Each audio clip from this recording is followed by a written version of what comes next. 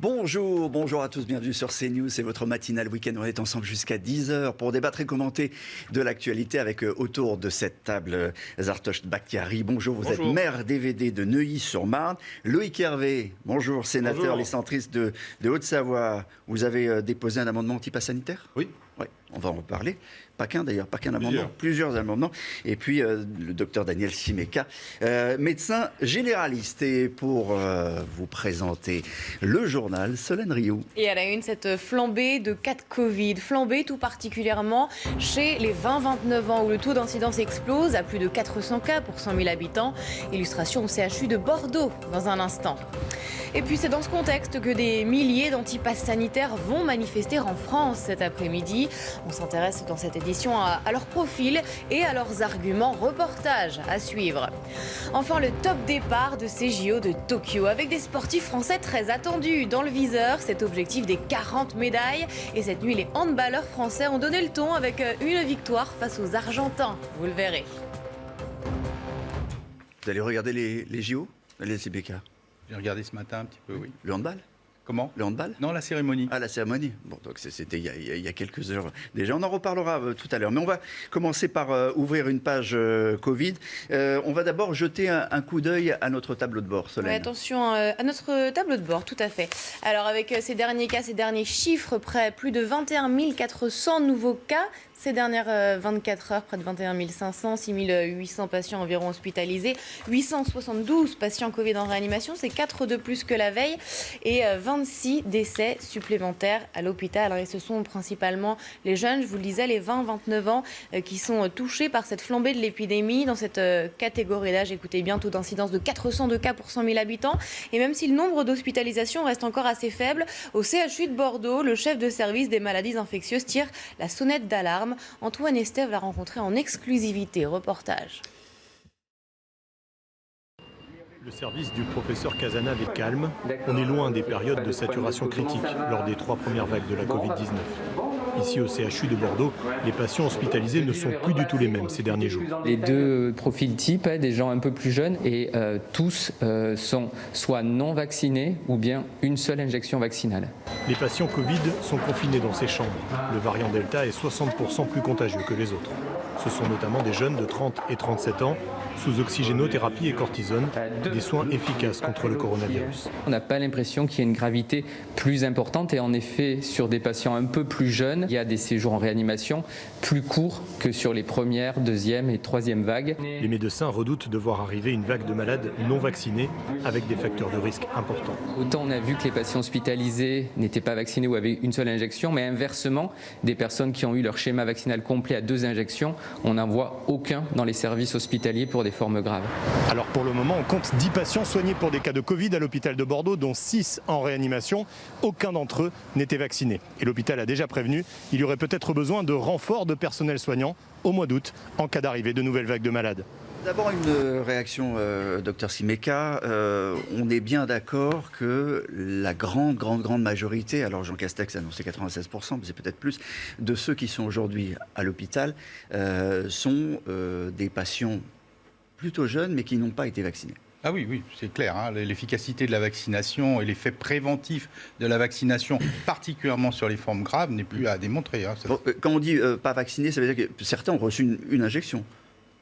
Oui, enfin bon, on a un exemple célèbre parmi les ministres de quelqu'un qui avait eu une première injection et ça n'a pas suffi. Il faut effectivement les deux.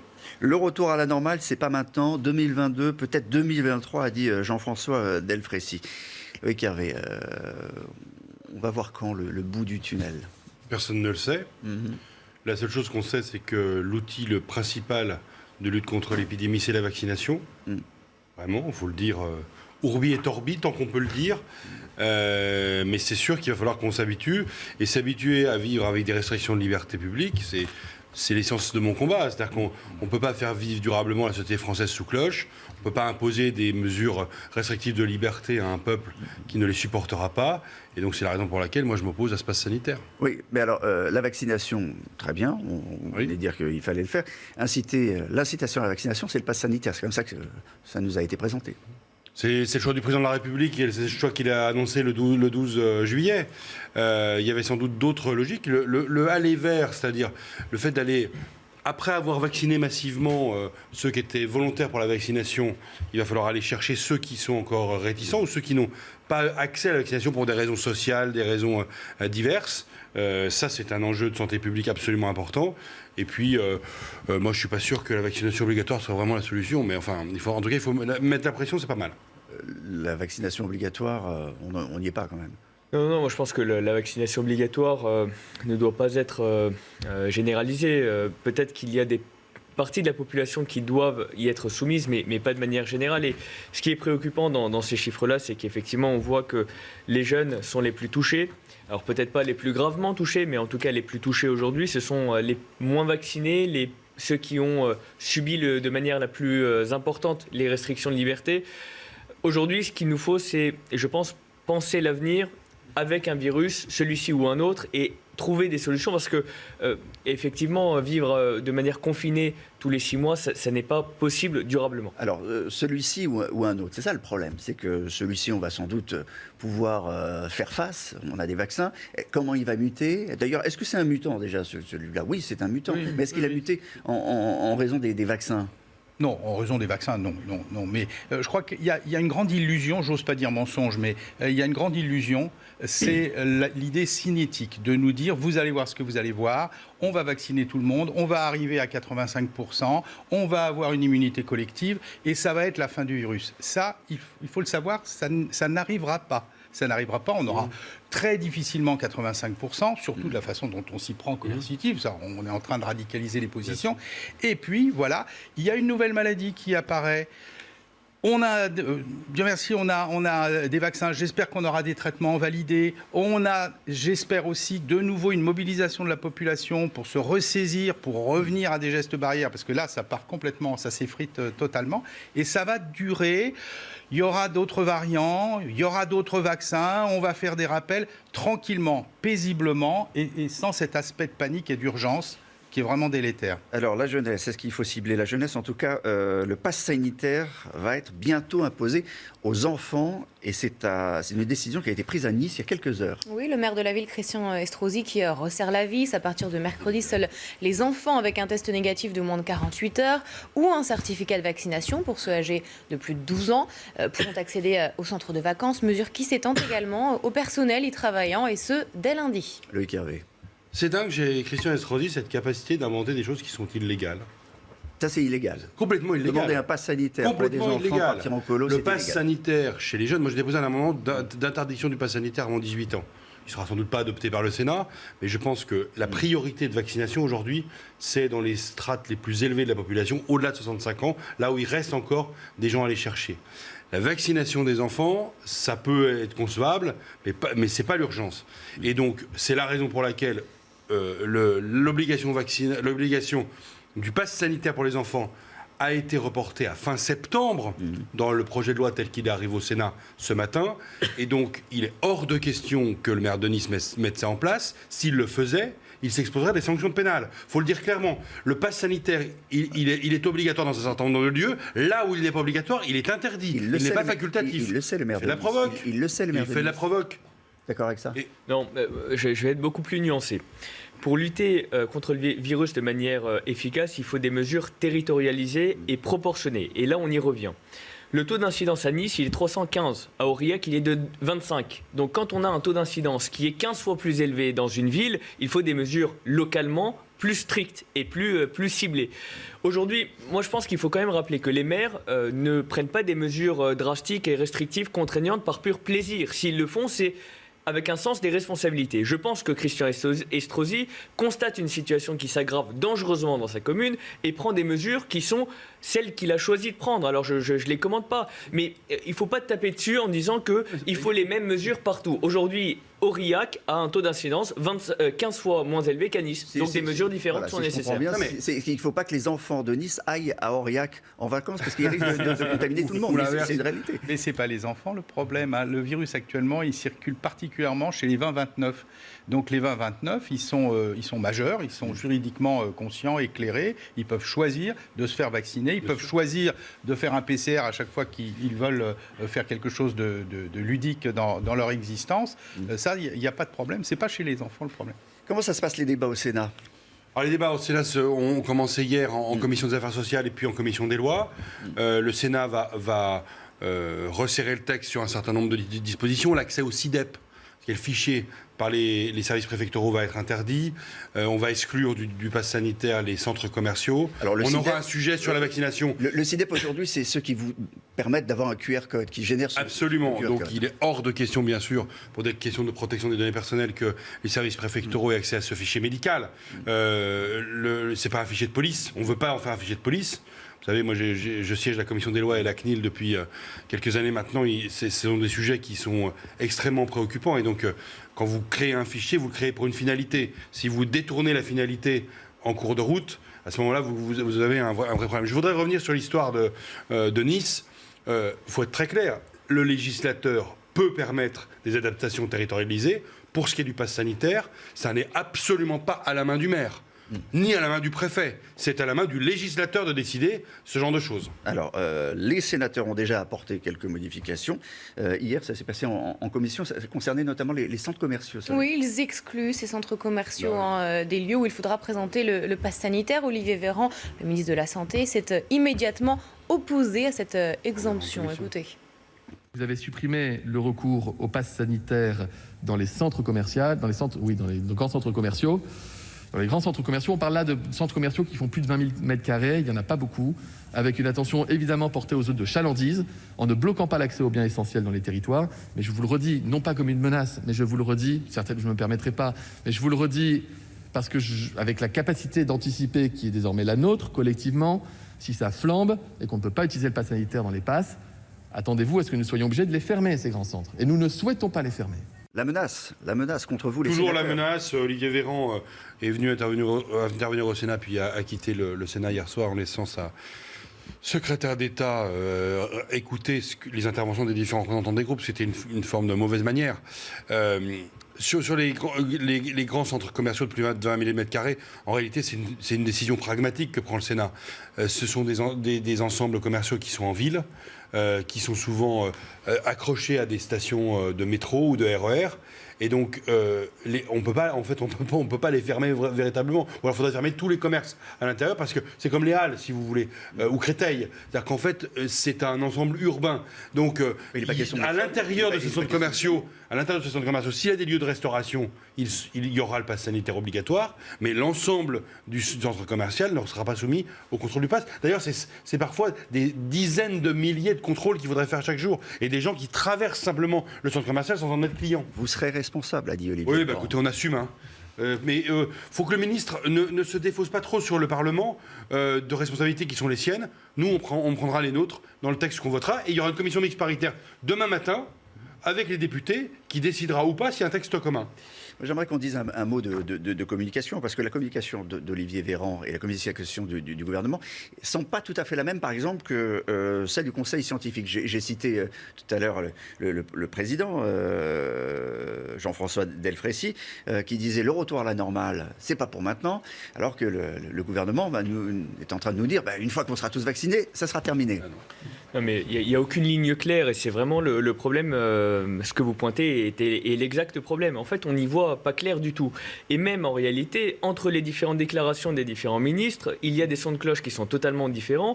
Donc quand on nous impose du jour au lendemain aux entreprises, au cinéma, aux villes, de mettre en place différentes mesures hyper contraignantes alors qu'on n'y comprend rien, parce qu'à écouter un ministre, on entend une chose, à écouter quelqu'un d'autre, on entend totalement l'inverse. Donc au bout des moments, on est complètement perdu. Et donc pour avoir des mesures efficaces et comprises par la population et acceptées par elle, il nous faut d'abord mettre un peu de clarté. Aujourd'hui, on en manque cruellement. Vous pensez que ça va grossir les rangs des manifestants Oui, mais certainement, et le docteur Simeka le disait tout à l'heure, avec des restrictions qui sont en plus incompréhensibles, on ne fait que radicaliser les personnes sur des positions qui sont parfois totalement irrationnelles.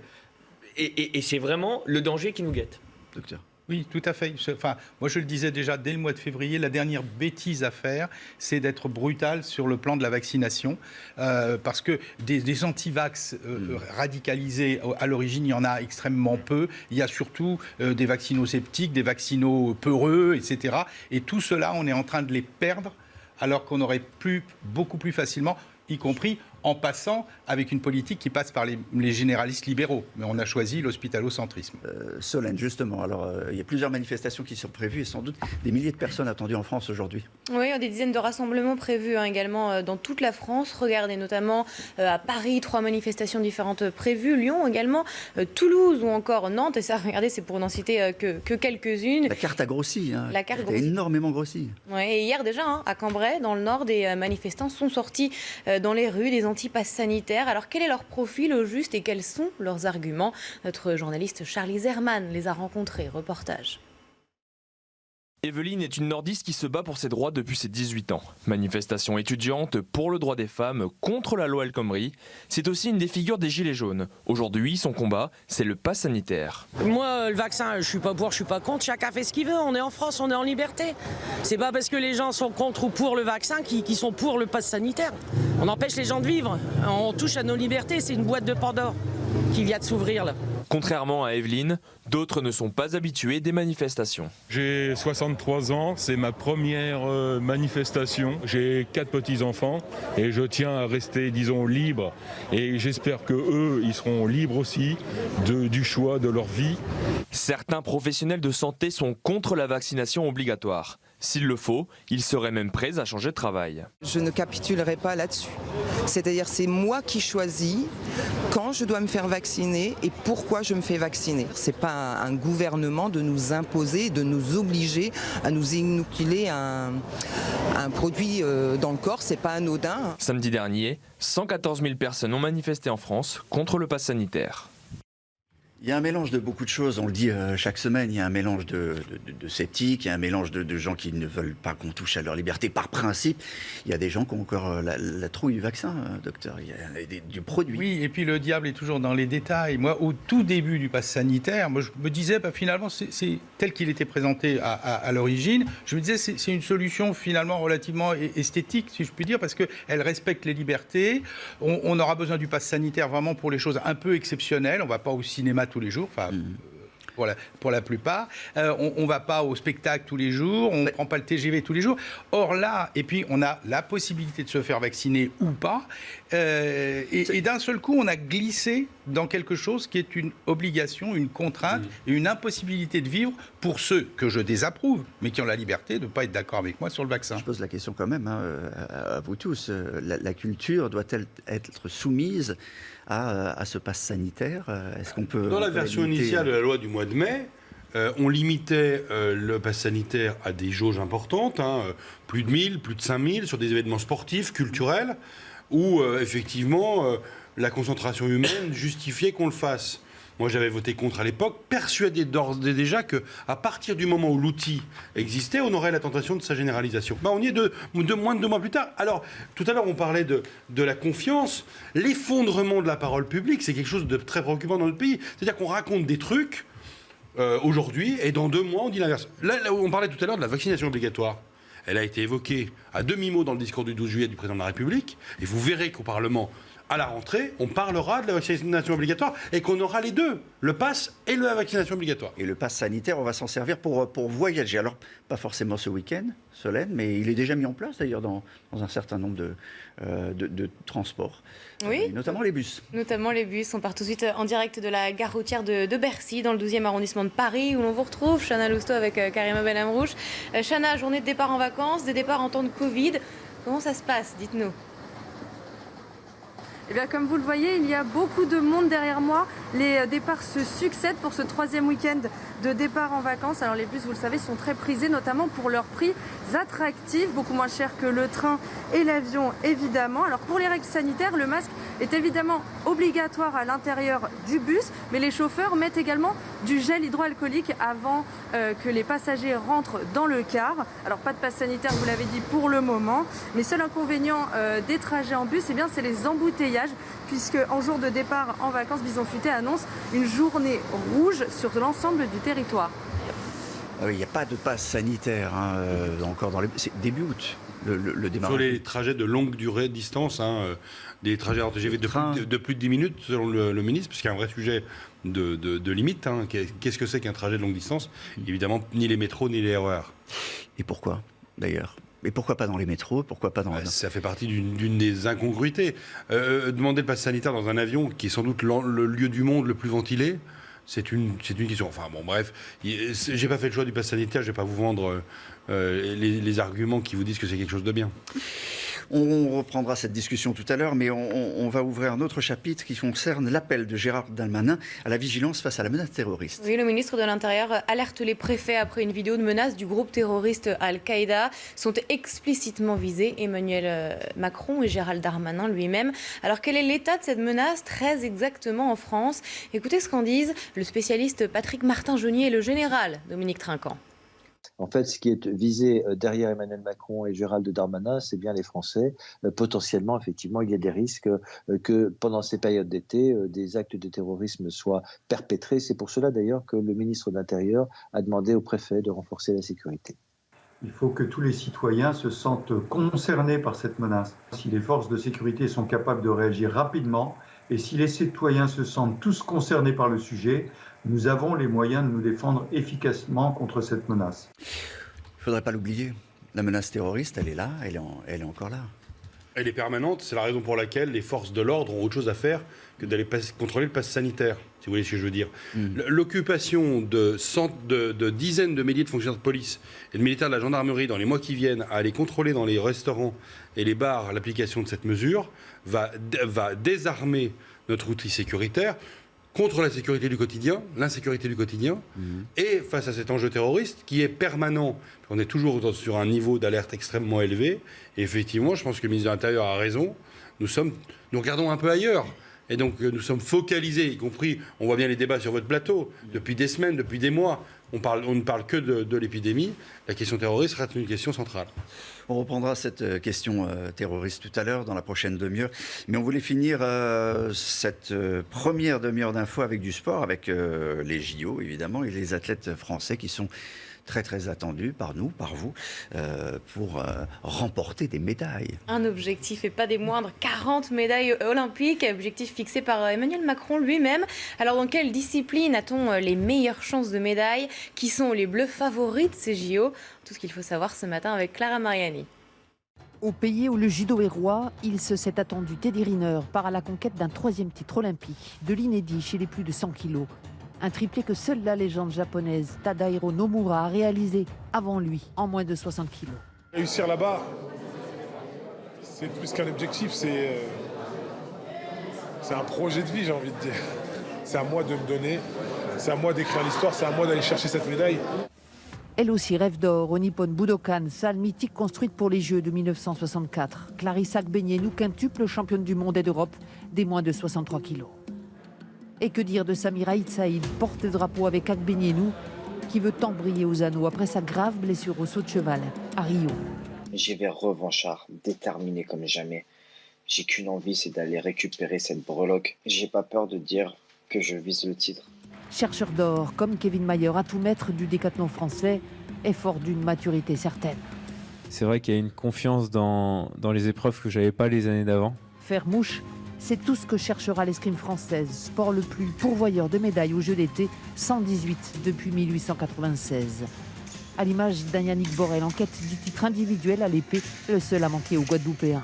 La quête du podium, c'est aussi les objectifs des sports collectifs, ainsi le handball masculin qui, après l'argent de Rio, sera en quête d'or comme à Pékin et à Londres. Son homologue féminin, lui aussi en argent au Brésil, cherchera à monter sur la plus haute marche du podium, ce qui serait une première.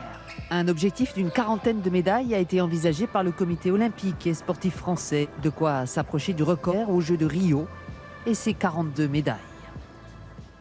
42 médailles, c'est l'objectif fixé, on le rappelait tout à l'heure par le chef de l'État. Il y a des sports qui vont vous passionner, je suis sûr que vous aimez le BMX. Le BMX, oui, on regardera un peu tout. Le basket à 3, on va découvrir. Le skate, docteur, le skate, vous avez regardé les compètes de skate? Ah oui, je passe mon temps à ça, oui. Bon, vous êtes sceptique, mais il faut bien attirer quand même un nouveau public et des jeunes notamment. Allez, dans un instant, l'info se poursuit sur CNews. Juste, on marque une pause et puis on reparlera à nouveau de l'épidémie de Covid. Et en particulier dans les campings, plusieurs clusters ont été repérés, notamment en Vendée. Il est 7h30 sur CNews. Merci de nous rejoindre. La suite de votre matinale, toujours avec Zartosh Bakhtiari, maire DVD de Neuilly-sur-Marne, Loïc Hervé, sénateur Les Centristes de Haute-Savoie et Daniel Simeka, médecin généraliste. Monsieur le sénateur, cette nuit, ça va travailler. Combien d'amendements à voir ? On a plusieurs centaines d'amendements à voir en commission ce 500, matin. 600 je pense autour de 500, oui. 500 amendements. Oui, au moins, qui seront étudiés en commission ce matin et en séance dès 9h30.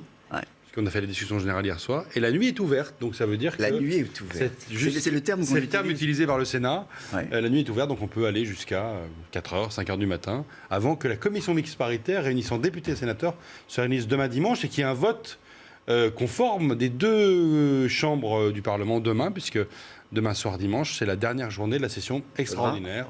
Il faudra que ce soit terminé. Avant les vacances. Sinon, si ça n'est pas terminé, il faudra soit attendre le mois de septembre, soit ouvrir une semaine de plus. Opening night. Exactement. Voilà. À la une, la flambée des cas de Covid, Solène Rioux. Oui, notamment en Vendée où 22 foyers épidémiques ont été détectés dans des campings et des colonies de vacances. Reportage dès le début de ce journal. C'est dans ce contexte que le Sénat se penche aujourd'hui sur le projet de loi autour du pass sanitaire notamment.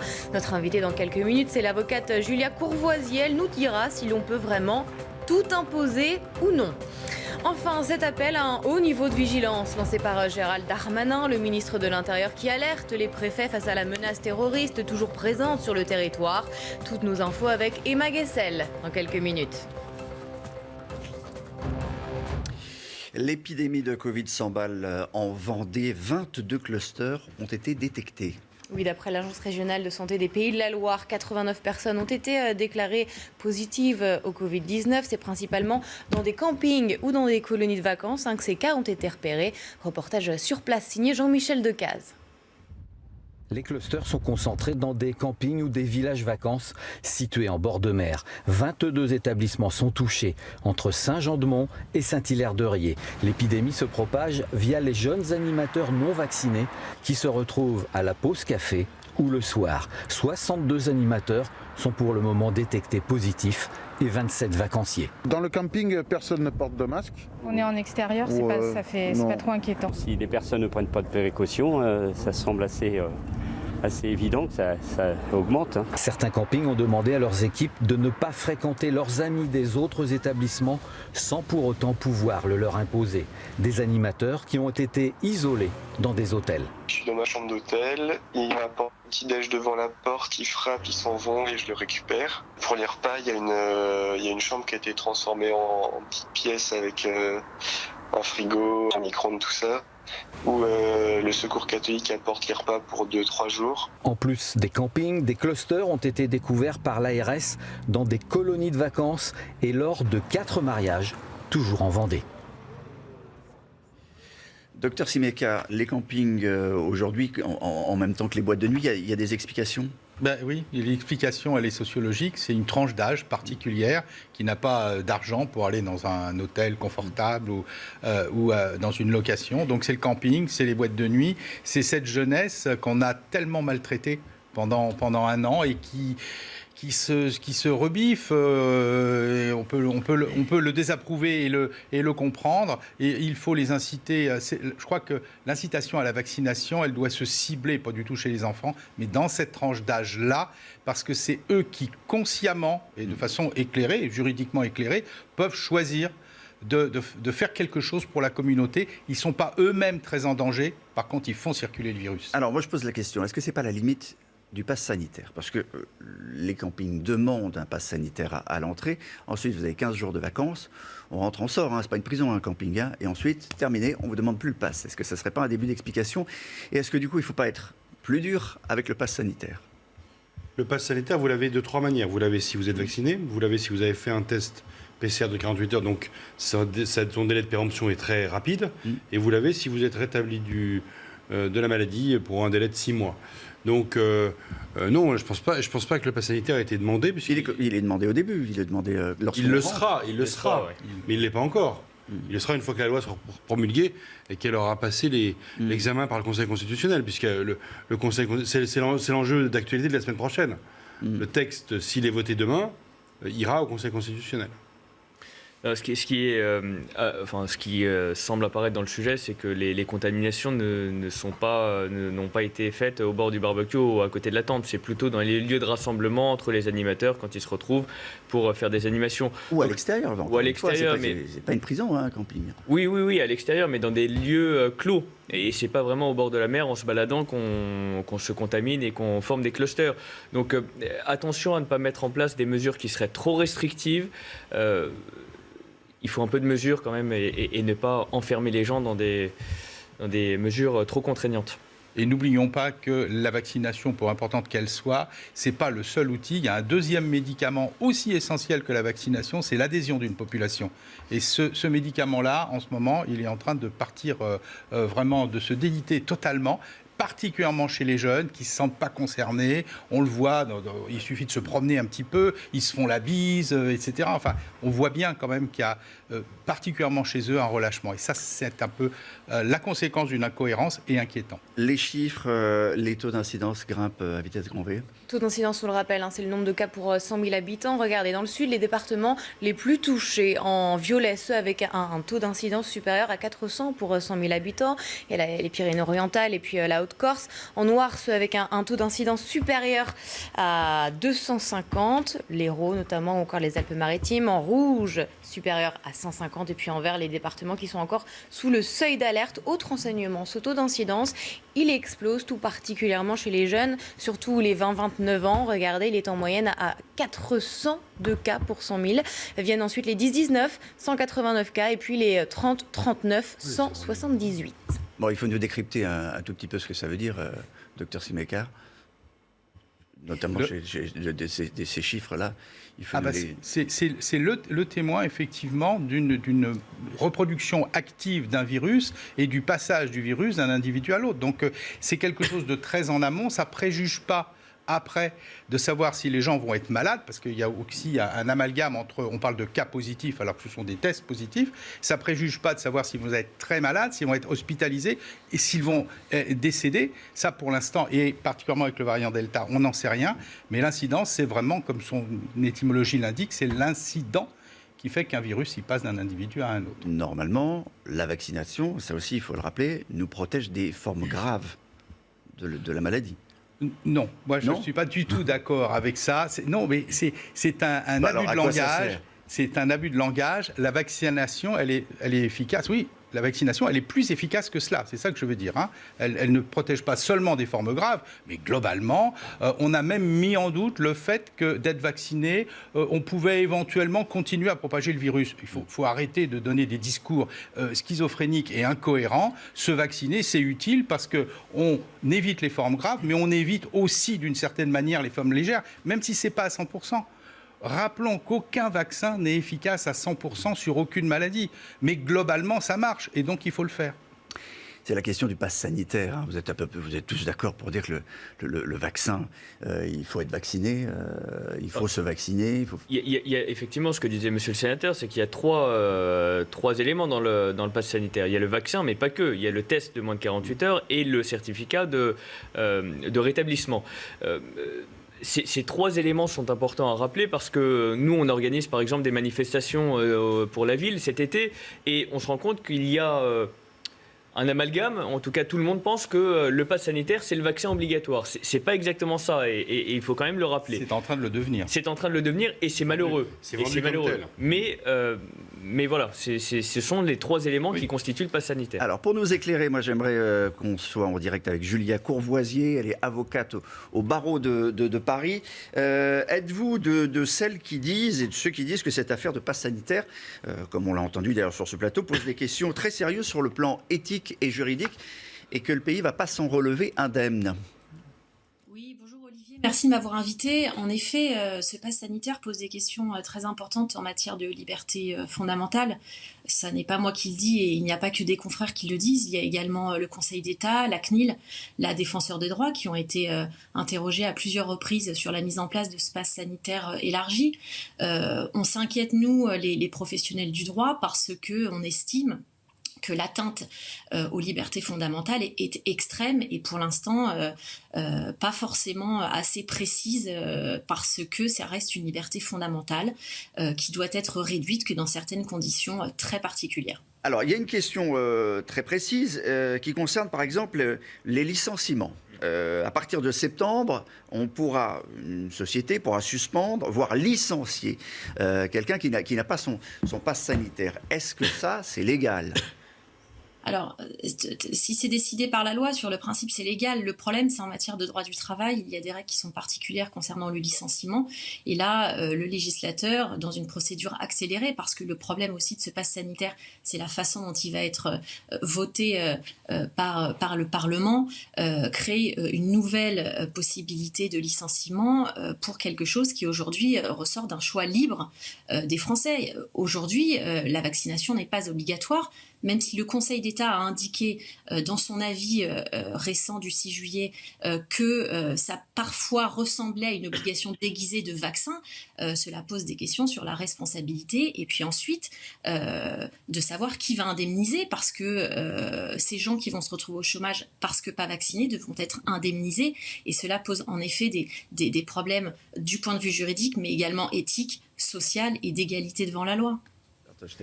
Moi, je reprends quelques instants ma robe d'avocat. Et en droit du travail, ça me pose un vrai problème. Aujourd'hui, on a des personnes qui auraient, par exemple, quelqu'un qui a 6 mois d'ancienneté ou 30 ans d'ancienneté, vous pourriez le licencier parce qu'il n'a pas été vacciné. Le vaccin, en réalité, il sera nécessaire pendant 3, 4, 5, 6 mois. Mais après cela, on passera à une autre étape, je pense, et je l'espère. Avec cette obligation-là, ou en tout cas avec cette possibilité offerte aux employeurs, on se retrouverait avec des personnes qui pourraient être licenciées. C'est un acte extrêmement grave. Donc mettre fin à des relations de travail qui auraient pu durer des années, simplement parce que pendant une courte période, la personne n'aurait pas voulu se faire vacciner. Donc il faut vraiment insister sur le fait que la personne doit pouvoir d'abord occuper un autre poste temporairement, ou éventuellement, dans vraiment la mesure la plus grave, ce serait la suspension du contrat, mais pas aller jusqu'au licenciement. C'est-à-dire que, vous savez, en matière de liberté, la restriction d'une liberté fondamentale comme celle de travailler doit être strictement limitée dans le temps, nécessaire et proportionnée. Donc la question d'un licenciement, c'est-à-dire d'une perte de travail qui est irrémédiable, se pose. Et la question est évidemment de savoir est-ce que cette sanction, entre guillemets, en matière de droit du travail est proportionnée par rapport au but recherché. Il faut quand même remettre un petit peu le pass sanitaire dans son contexte. Le président de la République a dit, ce qui est parfaitement choquant au regard du fonctionnement de nos institutions, qu'il était question de faire porter les restrictions de liberté sur les non-vaccinés. À l'heure actuelle, la vaccination n'est pas obligatoire. C'est-à-dire que là, il y a très clairement une rupture d'égalité devant la loi entre les citoyens français. Et de cette rupture d'égalité devant la loi, on va décider de restrictions de liberté sur des choses de la vie courante. Et c'est ça qui est particulièrement grave en matière juridique, parce que la question est de savoir, là encore, est-ce qu'on doit justifier, c'est la première fois que ça arrive, c'est unique cette situation en France, là encore le Conseil d'État l'a dit à plusieurs reprises, on est face à une situation inédite avec des restrictions de liberté qui sont particulièrement inédites. Est-ce que la protection de la santé justifie d'aller aussi loin, et est-ce que, comme là encore nos dirigeants l'ont dit, est-ce que le pass sanitaire est le pass et le sésame vers le retour des libertés? Juste une réaction complètement le principe. Oui, moi, je corrobore complètement ce que vous dites, maître. C'est-à-dire que on est la tête dans le guidon, en pleine crise sanitaire, et on est en train de faire exploser des grands principes du droit français en matière de droit du travail, où jamais cette relation-là, qui est pourtant une relation extrêmement importante, on va introduire dans le droit du travail des choses qui mériteraient des semaines de débat au Parlement. Et c'est valable aussi en termes de contrôle d'identité, c'est valable en termes de liberté d'aller et de venir. Et moi, j'attends beaucoup du Conseil constitutionnel, et avant ça du Sénat, pour essayer d'encadrer tout ça au maximum, d'assouplir tout ça au maximum. Bon, juste dernière chose, maître, et très rapidement, que risque risque-t-on avec un faux? Parce que visiblement, il y aura des mesures spécifiques qui vont être prises pour juger les fraudeurs au QR Alors, code. on n'a pas besoin de mesures spécifiques puisque le code pénal prévoit déjà des sanctions à l'article 441.1 et suivant du code pénal concernant le faux, l'usage de faux. Les sanctions, alors je vous le dis, vont de 3 ans de prison à 45 000 € d'amende pour les premiers faux, délivrés par une personne lambda, entre guillemets, et ça peut aller jusqu'à 7 ans d'emprisonnement et 100 000 € d'amende pour une personne qui délivre un faux dans le cadre de ses fonctions à une administration. Donc ça, c'est déjà prévu par le code pénal. Il me semble que ça a été abandonné en première lecture par l'Assemblée, mais arrêtons là encore de faire grossir le code pénal pour des sanctions, pour essayer de faire peur aux gens, parce que c'est pas comme ça qu'on peut utiliser le droit pénal. Le droit pénal n'est pas là pour faire peur aux gens, il est là pour fixer des règles, pour maintenir l'ordre public. Merci. Et moi, en tant qu'avocate, si je peux me permettre, je suis un petit peu alarmée d'entendre des responsables, là encore, et des députés qui disent on crée des infractions, non pas pour les appliquer, mais pour faire peur aux gens. C'est pas comme ça que ça doit fonctionner. Merci de cet éclairage, maître Courvoisier. Merci beaucoup. À la une également ce matin, l'appel de Gérald Darmanin à la vigilance face à la menace terroriste. Le ministre de l'Intérieur qui alerte les préfets après une vidéo de menace du groupe terroriste Al-Qaïda. Emma Guessel, que sait-on ce matin? Dites-nous. Eh bien, mi-juillet, une vidéo de l'organisation terroriste Al-Qaïda est diffusée sur Internet. Elle condamne, je cite, le blasphème incarné par les caricatures de Mahomet dans laquelle la France est vilipendée. Dans cette vidéo, 2 personnes sont explicitement citées et visées. Il s'agit d'Emmanuel Macron et du ministre de l'Intérieur, Gérald Darmanin. Le ministre de l'Intérieur qui informe immédiatement les préfets via une note et appelle, vous le voyez, à maintenir un haut niveau de vigilance tout au long de l'été. Alors, faut-il s'inquiéter? Eh bien, écoutez à ce propos le général Dominique Trinquant. Il faut que tous les citoyens se sentent concernés par cette menace. Si les forces de sécurité sont capables de réagir rapidement et si les citoyens se sentent tous concernés par le sujet, nous avons les moyens de nous défendre efficacement contre cette menace.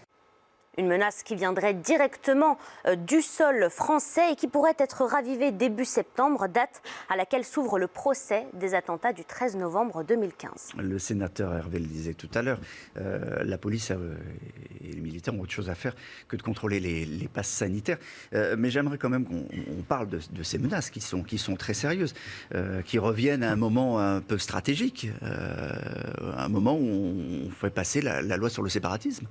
Alors, la loi sur le séparatisme a été votée définitivement par l'Assemblée nationale après des accords avec le Sénat, c'est important, et elle part au Conseil constitutionnel. Donc les sages du Conseil constitutionnel auront beaucoup de boulot entre cette fin de semaine et le début de la semaine prochaine, puisqu'ils auront aussi à statuer sur le pass sanitaire, enfin la loi qui est actuellement en débat au Sénat. Et effectivement, la situation sécuritaire sous l'angle du terrorisme française est toujours avec un risque très élevé. Et c'est vrai que ce rappel que fait Gérald Darmanin nous replonge dans une période où on va en plus à l'automne avoir le procès de Salah Abdeslam. Donc c'est une période extrêmement sensible sur un plan évidemment médiatique, d'actualité, mais qui peut aussi avoir des conséquences sécuritaires. C'est souvent au moment des grands procès qu'il y a eu des attaques terribles. Mais je crois que toutes les 6 semaines, il y a un attentat qui est déjoué en France. Oui, la folie terroriste ne guérit pas du jour au lendemain. Et effectivement, la crise sanitaire ne doit pas occulter cette préoccupation qui est majeure. On le voit dans nos villes, avec les commissariats de police qui sont sur les dents. Tout le monde est effectivement extrêmement mobilisé. Et ce qui a été dit est très juste. Nos policiers ont mieux à faire que d'aller contrôler des passes sanitaires de manière trop contraignante. Je pense que la menace terroriste est quand même primordiale. 33 attentats déjoués depuis 2017. C'était important de le faire maintenant, cette piqûre de rappel au préfet? C'est indispensable parce qu'on va arriver début août et que, évidemment, c'est les préfets qui ont la main avec les directeurs départementaux de la sécurité publique, les colonels de gendarmerie qui ont la main sur l'appareil sécuritaire. Et donc c'est un rappel qui est, à mon avis, important parce qu'on peut avoir dans l'été quelque chose qui se passe. Vous vous rappelez que des attentats sont déjoués très très régulièrement, on en parle peu. Et évidemment, nos services à la fois de renseignement et les services opérationnels doivent être très attentifs à ce qu'on appelle les signaux faibles, c'est-à-dire des éléments de terrain qui peuvent laisser craindre la commission d'un attentat. La vidéo cite explicitement Emmanuel Macron et Gérald Darmanin. Est-ce que ce sont, d'après vous, les véritables cibles? Parce que les attentats ont rarement visé les chefs et les têtes de l'exécutif. Et c'est ça, d'ailleurs, le principal. J'ai aucun élément du dossier capable de vous répondre. La vidéo en question, je ne l'ai même pas vue, je ne sais pas. Il n'en ressort que le chef de l'État et le ministre de l'Intérieur sont visés expressément dans cette vidéo. Donc ça veut quand même dire qu'il y a un objectif. Vous savez, c'est une forme de fatwa et le risque d'une mise en danger de nos responsables politiques du gouvernement ou du président de la République, c'est quand même extrêmement préoccupant. Sachant que, évidemment, l'attentat peut intervenir absolument partout et ne pas viser et taper à côté, entre guillemets. Donc, non, je pense que le ministre de l'Intérieur, avec lequel j'ai travaillé récemment sur le texte de loi sécurité globale, est quelqu'un qui mesure la dangerosité d'une telle menace, et je pense qu'il fait très bien de réagir très vite. Enfin, ça correspond à son caractère, d'ailleurs. Hein. Au-delà du ministre de l'Intérieur, c'est aussi toutes les forces de l'ordre et tous les représentants de l'autorité qui sont visés. On l'a vu dans les derniers mois, dans les dernières semaines. Je pense qu'il faut être tous très vigilants parce qu'un loup solitaire peut attaquer n'importe qui, que ce soit un policier municipal, un policier national, peu importe, un représentant de l'autorité. Et c'est les symboles qui sont visés par ces terroristes. Donc vous n'allez pas repartir en vacances tout de suite. Vous allez bosser, on le répète, vous allez travailler. On va travailler toute la journée et toute la nuit. Je dis ça parce que c'est le premier gros départ en vacances entre les juilletistes et les Haussiens. Non, presque, pas tout à fait. Enfin, c'est un week-end rouge en tout cas. C'est un week-end de départ rouge aujourd'hui en effet. Et qui dit départ en vacances dit aussi malheureusement abandon d'animaux en hausse. C'est la France qui détient un triste record, championne d'Europe de l'abandon d'animaux. 60 000 d'entre eux sont abandonnés pendant la période des grandes vacances. Reportage de Jean-Laurent Constantini avec le récit de Thomas Chama. Chien ou chat, en ce week-end de chassé-croisé, la SPA rappelle que 60 000 animaux de compagnie sont abandonnés sur les aires d'autoroute chaque été. Un chiffre en augmentation depuis la fin du confinement. En juin, les refuges ont accueilli 14% d'animaux supplémentaires par rapport à 2019. Conséquence, il n'y a presque plus de place. C'est la période où on est le plus chargé, c'est là où on rentre le plus d'animaux. C'est là où nous, notre métier, on le vit le plus mal. Moi, j'ai fini par détester l'été tellement au niveau travail, au niveau c'était problématique. Il faut savoir qu'on ne peut pas pousser les murs. Pour tenter d'endiguer ce phénomène, le gouvernement planche sur une nouvelle loi visant à mieux réguler les achats d'animaux sur Internet, mettre en place un certificat d'adoption et durcir les sanctions pénales désormais passibles de 3 ans d'emprisonnement au lieu de 2, en plus de 30 000 € d'amende. Lorsqu'on adopte un animal de compagnie, on en a la responsabilité. Un chien, un chat, ça n'est ni un jouet, ni un consommable. L'adopter, ça veut dire en devenir responsable, ça veut dire en prendre soin, et en prendre soin tout au long de sa vie. En plus de ces mesures, 20 millions d'euros seront accordés aux refuges dans le cadre du plan de relance. Bon, évidemment, tout le monde est d'accord pour dire que c'est une abomination d'abandonner les animaux, mais c'est aussi peut-être une conséquence indirecte des confinements. Il y a eu beaucoup d'enfants qui ont réclamé des animaux de compagnie, alors pas ceux qu'on abandonne forcément, des petits lapins, etc., qui se retrouvent quand même beaucoup dans les refuges de la SPA aujourd'hui. Donc il faut taper fort aujourd'hui. Oui, enfin, je trouve que le rappel du ministre, enfin des ministres, puisqu'il y a le ministre des Transports et le ministre de l'Agriculture qui se sont rendus sur une aire d'autoroute pour expliquer et rappeler que quand on est de l'agriculture, que les personnes sont responsables des animaux qu'ils adoptent. Donc ça, c'est une chose, c'est un bon rappel. Par contre, découvrir par une annonce ministérielle sur une aire d'autoroute qu'on va avoir un texte de loi là-dessus, pas une bonne communication. Non, mais enfin c'est toujours pareil, c'est-à-dire qu'en fait c'est des éléments de langage systématiques en disant on va aggraver les peines, bon très bien.